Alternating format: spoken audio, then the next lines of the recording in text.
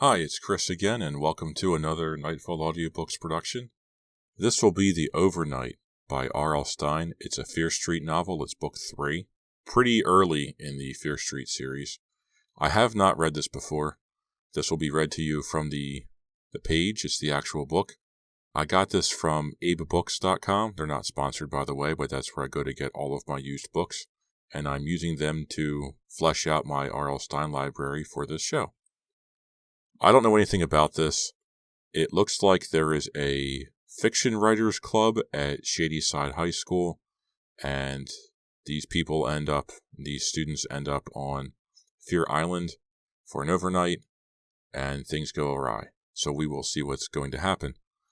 I've leafed through it a little bit. I think I have the voices ironed out. I don't know if I ever shared this or not, but I do have a tiny marble composition book, and I keep a list of the books I'm reading and the voices I've assigned to each character. Usually the main character is me. I don't know, 95% of the time it's a female. It's just how it's working out for some reason. So we're going to get into this, and we'll see where it takes us. This is a short book. It's 146 pages, so 18 chapters it should be, and this will probably end up being a Thursday book. So, let's get started. If you want to get in touch with me, you can write me an email, nightfallaudiobooks@gmail.com. I am on YouTube at Nightfall Audiobooks. Feel free to like, subscribe, leave me a comment. I love reading your comments. Tell your friends, tell your mom, tell whoever you think would like to listen to me read to them R.L. Stine novels. So thank you very much for listening, and I will see you at the end of the book. Welcome to a Nightfall Audiobooks production of The Overnight by R.L. Stine, a Fear Street novel, Book 3. Chapter 1. Della O'Connor tugged the combination lock, wondering why she could never get it to open on her first try. All the way down the long hall, locker doors slammed and kids laughed and shouted to each other, the daily celebration of school letting out. The lock pulled open on the third try. She removed it and swung open the locker door, groaning as the heart on the inside of the door came into view. Last September, someone had scratched the heart and the words Della and Gary inside it into the gray paint. For the 100th time, Della told herself to find something to cover it up. She didn't want to be reminded of Gary every time she opened her locker. She had angrily broken up with him 3 weeks ago, never dreaming that he would take her seriously, that they wouldn't make up in time for the spring prom. But the prom had come and gone, and Gary was just gone. He hadn't called her since their fight, and whenever she ran into him in the halls at school, he passed right by without giving her a chance to say anything. Della was looking forward to the outdoors club overnight. Gary would be there, and she would be able to apologize to him then. She pictured him smiling at her. Staring at the heart on the locker door, she pictured his wavy blonde hair, his lively brown eyes, the way they crinkled when he smiled at her, the tiny freckles on his cheeks. The overnight will be so romantic, she thought, camping out all night under the stars, just the two of us.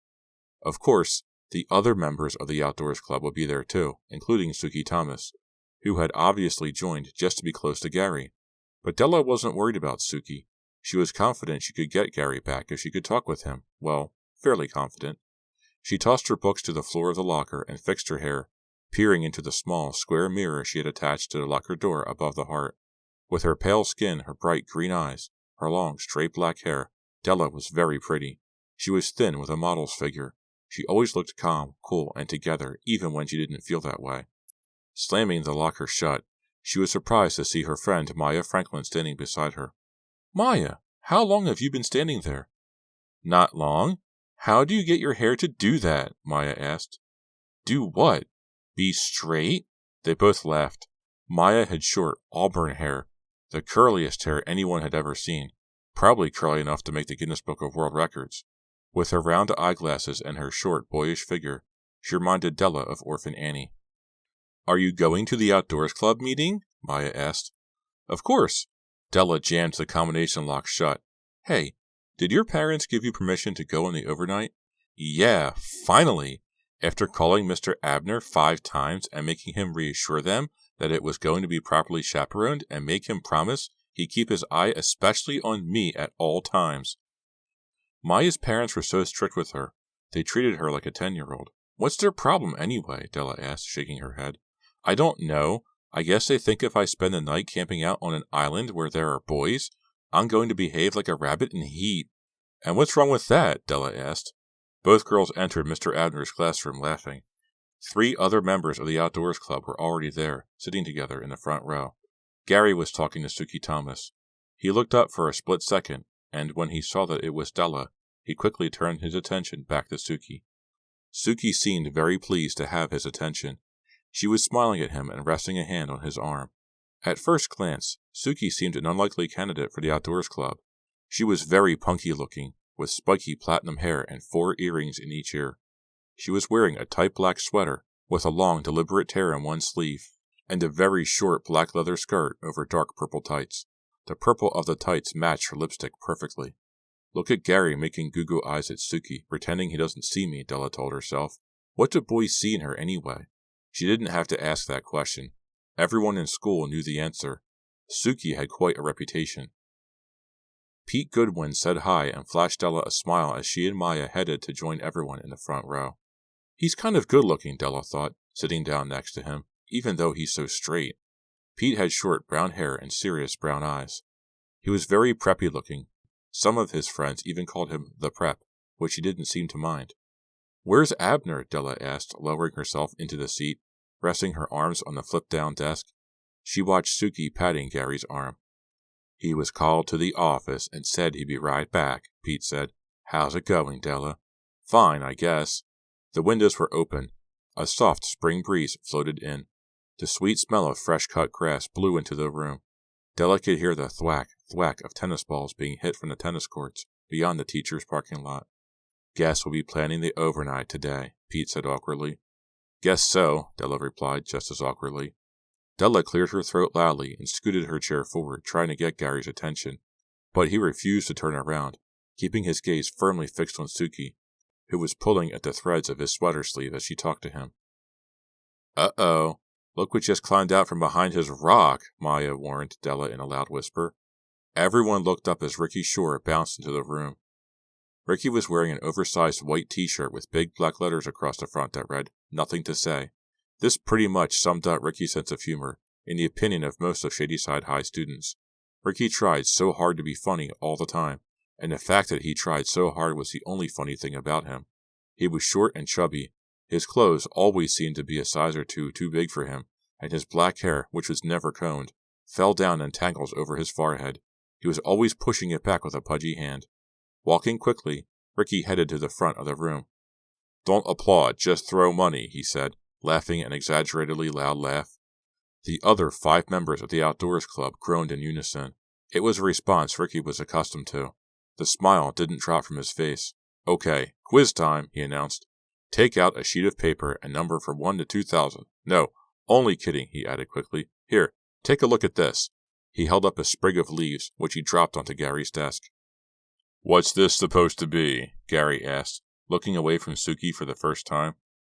This is the Outdoors Club, right? Ricky asked, grinning. He pointed at the leaves on Gary's desk. Identify those. I bet you can't. Gary looked confused. He picked up the leaves. You want me to identify these? Yeah, you're the club president. Identify them. Gary held the leaves up close to his face and turned them over and over in his hands, studying them. Come on, Gary. You can do it, Pete urged. No, he can't, Ricky said, leaning over Gary's desk. It's from some kind of tree, right? Gary asked. Beech tree. Sassafras. Ricky shook his head, very pleased with himself. Gary hated to be wrong. He slapped the narrow leaves against his hand. Aw, who cares? He said grumpily. You should care, Ricky told him. It's poison ivy. He burst out laughing. Huh? Gary angrily jumped from the chair, the leaves still gripped tightly in his hand. Ricky tried to get away, but Gary was too fast for him.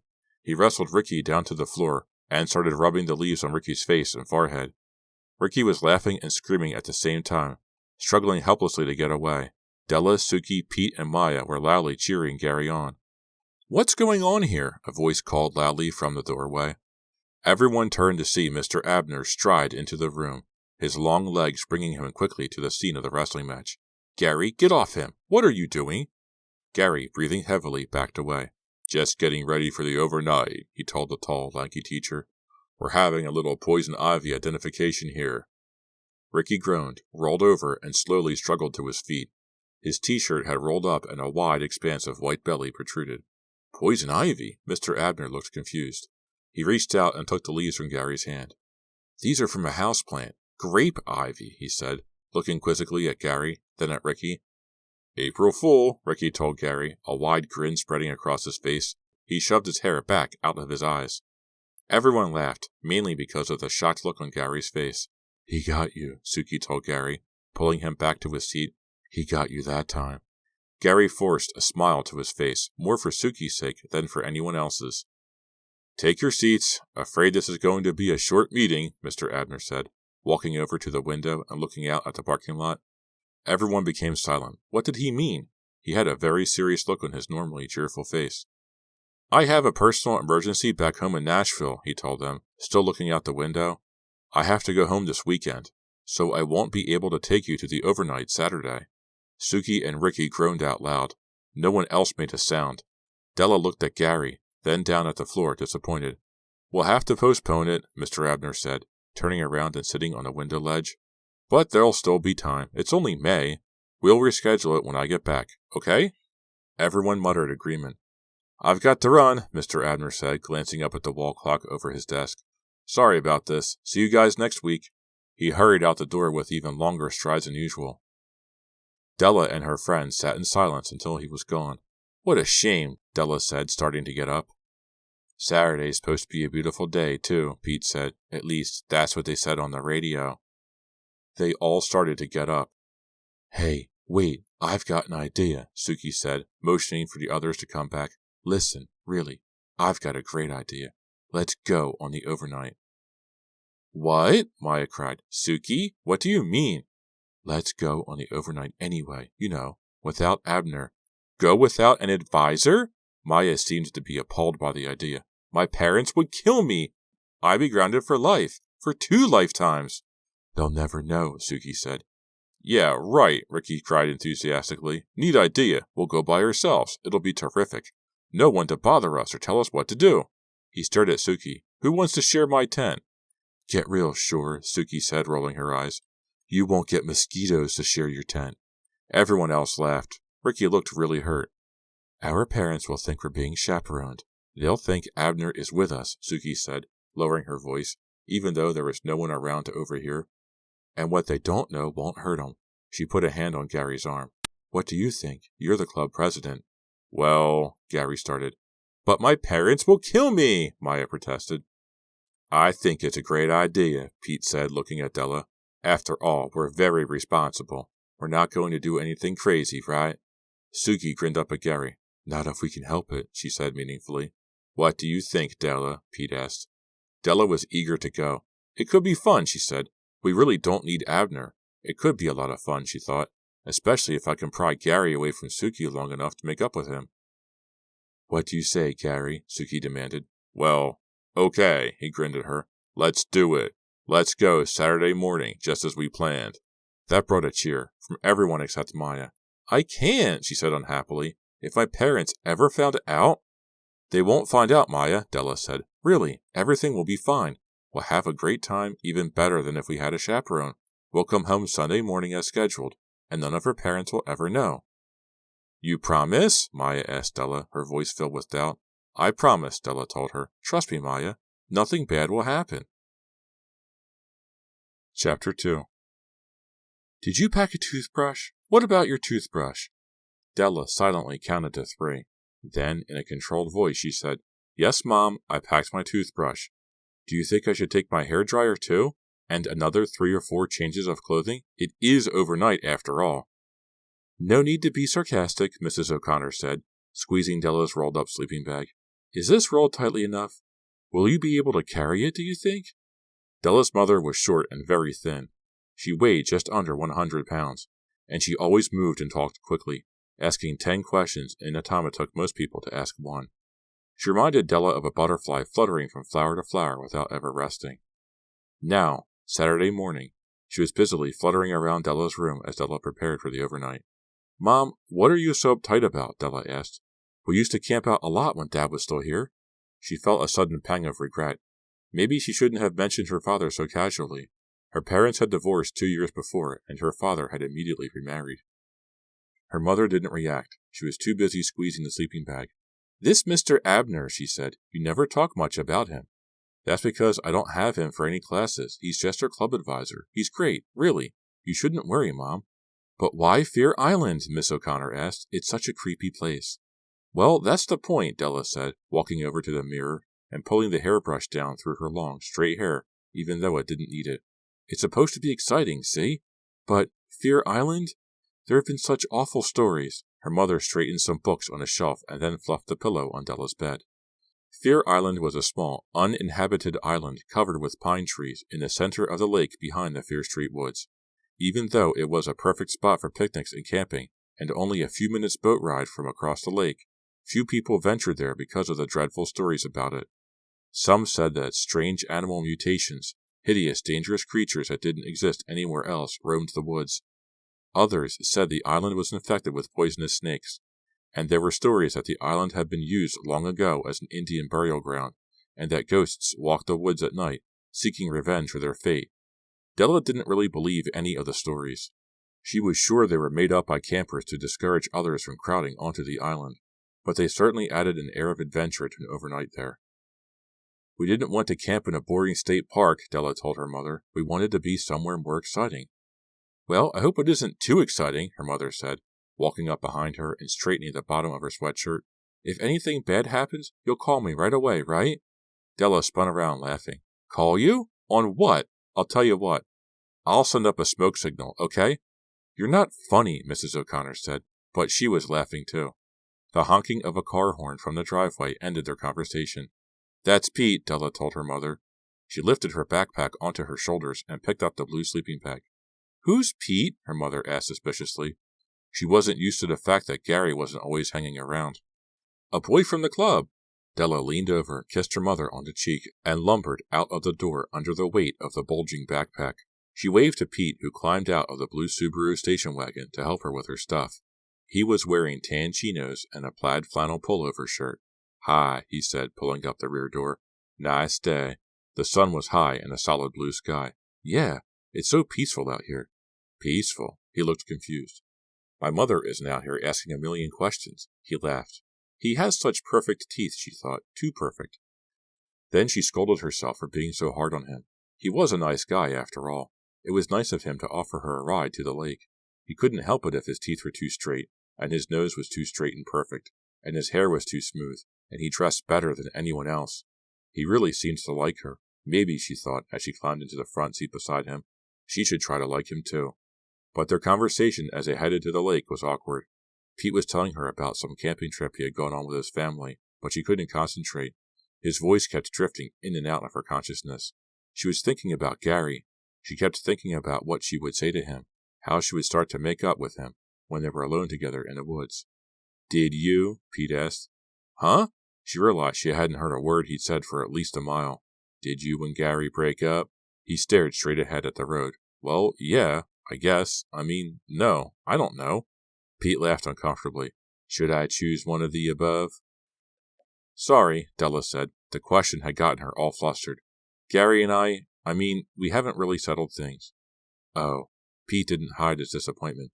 "This overnight should be fun," he said, changing the subject. "You're not scared about spending the night on Fear Island, are you?" "No, I don't think so." "Stick with me. I'll protect you," he said in an exaggerated, deep He-Man voice. "Protect me from what? From Ricky's bad jokes?" "I think he's kind of funny," Pete admitted, turning down Fear Street and heading toward the woods in a gross, unfunny kind of way. The car bumped over the road, which ended at the edge of the Fear Street woods, 50 yards or so from the water. "Everyone's here already," Della said. Pete honked the horn as the others came into view. She could see Gary and Ricky arguing about something. Maya was sitting by the water. Suki was standing next to Gary. Pete stopped the car and cut the engine. Della could see backpacks and sleeping bags piled up beside the 2 canoes Gary had brought. She waved to her friends and helped Pete carry their equipment from the back of the station wagon. "The lake looks so pretty today," she said. The water was very still and very blue, reflecting the clear sky above. 2 ducks squawked and bobbed their heads as they swam near the shore. Fear Island was a low mound of green on the horizon. Okay, we're all here. We can get going, Gary said, looking at Della. He was wearing a faded denim jacket over a red t-shirt. His blonde, wavy hair sparkled like gold in the sun. He looks terrific, she thought. She gave him a warm smile, and he smiled back. Gary, she started, but Suki quickly stepped in front of her. I've never paddled a canoe. Will you show me how? She asked Gary in a kittenish voice. Sure, he told her. Just sit in the middle and watch. The person in the middle doesn't paddle. I'll take this canoe. You guys can all take that one, Ricky said. He jumped into the one on the left and stretched out on his back, taking up the whole canoe. Very funny, sure. Remind us to laugh later, Suki said. Della had to smile at Suki's outfit. It wasn't exactly outdoorsy. Her jeans had silver studs up the pants legs. She wore a long black t-shirt with a shorter white Guns N' Roses t-shirt on top of it. As usual, she had 4 different earrings in each ear. Hi, Della, I'm here. Maya hurried over to Della, smiling but looking worried just the same. Great, Della said. Did your parents give you a hard time? No, not really, Maya said. Only when they dropped me off here they wouldn't leave. They wanted to talk to Mr. Abner first. Oh no, what did you do? Sure made a few jokes, and they decided they'd rather go, Suki cracked. Give me a break, Ricky cried, still lying in the canoe. Hey, where's the gas pedal in this thing? They changed their minds, Maya told Della. But I just know they're going to find out what we're doing? She nervously squeezed her hands into tight fists at her sides. Don't be ridiculous, Della said. How will they ever find out? A few minutes later, they were paddling, 3 to a canoe, over the still blue lake out to Fear Island. The water so clear today you can see fish in there, Pete said, leaning over the side and peering down. The canoe started to tip. Oh, sorry about that. He straightened and continued to paddle. Going for a swim, Pete, Ricky called from the other boat. You didn't bring a rubber ducky inner tube. No one laughed. The 2 canoes cut through the water side by side. Pete and Della paddled one canoe with Maya sitting in the middle. Gary and Ricky paddled the other, with Suki practically sitting in Gary's lap. Is she going to leave him alone for 1 second? Della asked herself. She was determined to talk to Gary as soon as possible. She had rehearsed over and over what she wanted to say. She knew he would want to go back to her once she talked with him, once she apologized. Suki could just find someone else. That wouldn't be a problem for her. Patient. Be patient, Della repeated silently as she rowed. But it was so hard to wait. Why was there so much waiting in life? Even when you were supposed to be having a good time, you spent most of it waiting. The slap of the paddles against the water was the only sound now. Della began to feel really warm despite the cold air. She moved her paddle smoothly, keeping in rhythm with Pete's paddle. The island grew larger as they glided closer. She could make out a rocky beach in front of a line of pine trees.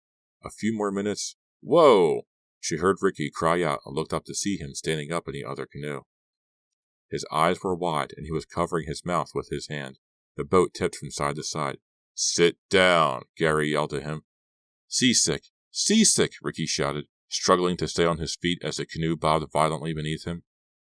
Don't be a dork. You're going to tip us over, Suki cried, very alarmed. Ricky held his paddle up over his head with one hand and kept his other hand over his mouth. Seasick! Oh, seasick! Sit down and be seasick, Gary yelled again. Oh, good idea! Ricky plopped back down in his place. He grinned at Gary and Suki. He had been faking the whole thing. Not funny, sure, Gary said, shaking his head. You should change your name to that, Suki added, still looking shaken. Not funny, sure. Come on, Ricky said, resuming his paddling. You guys got a laugh out of it, didn't you? Didn't you? They didn't answer him. The canoes began to bob up and down as the current became stronger near the island's shore. Della was enjoying the ride, the feel of the paddle in her hands pulling the canoe forward with each stroke, the cool wind against her face, the splash and tumble of the rolling water. A few minutes later, they were pulling the canoes onto the beach. I want to keep on going, she said, to no one in particular. It felt so good on the water.